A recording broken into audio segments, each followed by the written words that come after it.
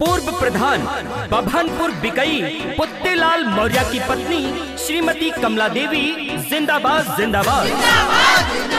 माननीय कैबिनेट मंत्री स्वामी प्रसाद मौर्य जी जिंदाबाद जिंदाबाद। उत्कृष्ट मौर्य अशोक भैया जिंदाबाद जिंदाबाद। जी हाँ, इस बार ऊंचाहार तृतीय से जिला पंचायत सदस्य पद के प्रत्याशी पूर्व प्रधान पुत्तीलाल मौर्य की पत्नी को जिताना है। चाचा चाची मन ला कहनवा, हाथ जोड़ मांगी वोट दे दा मत दनवा, सुना ये चाचा चाची मन ला कहनवा, हाथ जोड़ मांगी वोट दे दा मत दनवा। पूरा होई सबके आदा मनवा हो, आदा मनवा हो। जिला पंचायत कमला देवी के बना दी, पूरा होई सबके सपनवा हो। पुत्तीलाल मौर्य के अब की जिता दी, पूरा होई सबके सपनवा हो। पूर्व प्रधान बभनपुर बिकई पुत्तीलाल मौर्य की पत्नी श्रीमती कमला देवी जिंदाबाद जिंदाबाद। माननीय कैबिनेट मंत्री स्वामी प्रसाद मौर्य जी जिंदाबाद जिंदाबाद। उत्कृष्ट मौर्य अशोक भैया जिंदाबाद जिंदाबाद। सबका साथ सबका विकास सबका विश्वास। जी हाँ, काम किया है काम करेंगे, जन जन का सम्मान करेंगे। ऐसे हैं आपके अपने पुत्तीलाल मौर्य।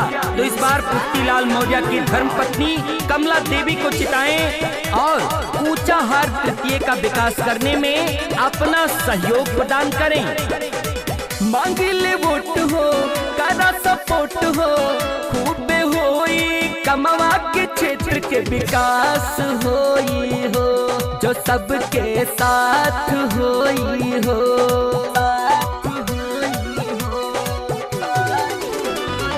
मांगिले वोट हो, करा सपोर्ट हो, खूब होई कमवा के क्षेत्र के विकास होई हो, जो सबके साथ होई हो।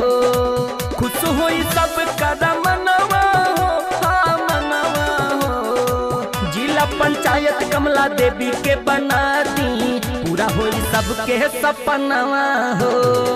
पुत्तीलाल मौर्य के अब की जिता दी, पूरा होई सबके सपनवा हो। पूर्व प्रधान बभनपुर बिकई पुत्तीलाल मौर्य की पत्नी श्रीमती कमला देवी जिंदाबाद जिंदाबाद। माननीय कैबिनेट मंत्री स्वामी प्रसाद मौर्य जी जिंदाबाद जिंदाबाद। उत्कृष्ट मौर्य अशोक भैया जिंदाबाद जिंदाबाद। काहो काका कहाँ जात है? अरे ये बचवा, अरे हम जात हई वोट डारे। अब की हम पुत्तीलाल मौर्य के मेहरारू कमला देवी के जिताई।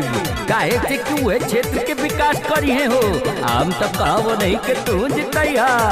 सरकारी योजना के मिली कुल लाभ हो, गाके गणेश कहे गनवा की मत गनवा देता हो, कि वोट के खजनवा देता हो, खजनवा देता हो। सरकारी योजना के मिली कुल लाभ हो, गाके गणेश कहे गनवा की मत गनवा देता हो, कि वोट के खजनवा देता हो। सारा रुकल होई कमवा हो, सब कमवा हो। जिला पंचायत कमला देवी के बना दी, पूरा होई सबके सपनवा हो। पुत्तीलाल मौर्य के अब की जिता दी, पूरा होई सबके सपनवा हो। सुना ये चाचा चाची मन ला कहनवा, हाथ जोड़ मांगी वोट दे दा मत दनवा, दे दा मत दनवा, दे दा मत दनवा। सुना ये चाचा चाची मन ला कहनवा, हाथ जोड़ मांगी वोट दे दा मत दनवा। पूरा होई सबके आदा मनवा हो, आदा मनवा हो। जिला पंचायत कमला देवी के बना दी, पूरा होई सबके सपनवा हो। पुत्तीलाल मौर्य के अब की जिता दी, पूरा होई सबके सपनवा हो।